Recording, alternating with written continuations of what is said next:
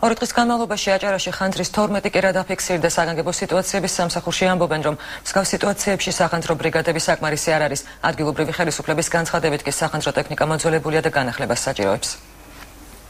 აჭარაში სახანძრო ბრიგადების დამატებას ითხოვენ. ქობულეთის საგანგებო სიტუაციების სამსახურში აცხადებენ, რომ დღის განმავლობაში ერთდროულად 5-6 გამოძახებაა, თუმცა მათ მხოლოდ 2 ბრიგადა ჰყავთ. ხანძარი მატულობს და დღეში ხშირ შემთხვევაში გვიწევს 5-6 ხანძარის შემთხვევაზე გასვლა. ხშირ შემთხვევაში ერთდროულად ხდება ხანძარზე გასვლა და რისთვისაც არასაკმარისია ყოველ შემთხვევაში არ ყოფნის ის სახანძრო ტექნიკაც და არც სახანძრო ბრიგადებით. სახანძრო ტექნიკისა და ბრიგადების დამატების აუცილებლობაზე საუბრობს ქობულეთის გამგებელიც.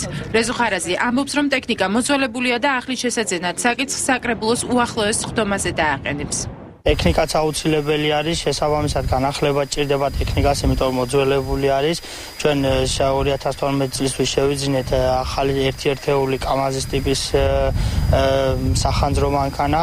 ვფიქრობთ, რომ ეს არ არის საკმარისი რაიონისთვის, იმიტომ რომ რაიონი ფაქტიურად უფრო ვითარდება ყოველდღიურად და თუ კი იქნება შესაბამისი დაფინანსება, ჩვენ მოხდება შესაბამისად შესყიდვა. სხვა იმ პრობლემატურ საკითხებთან ერთად ეს საკითხის მოახლეს მომავალში განხილული იქნება. სახანძრო ბრიგადების დამატებას მოსახლეობაც მოითხოვს. დაბა ჩაქვის მცხოვრებლები ყვებიან, რომ აჭარაში გახშირებული ხანძრის გამო მათთან სახანძრო ბრიგადები დაგვიანებით მივიდა. სახანძრო ნახევარ საათში მაინც უნდა მოვიდეს სახანძრო, მაგრამ მე არ ვიცი ეხლა ეთქმა ძალიან ბევრობაზე იყო ცეცხლი გავრცელებული და იქნებოდეს ასევე ჩვენთან გააბიათ ავტობუსები არაფერი არ გვექვის ეხლა ჩახრა 20 სახლზე სახლი მოკიდებული იყო ცეცხლი. აი ბეწმად გადარჩა ეს სახლები დაწვას.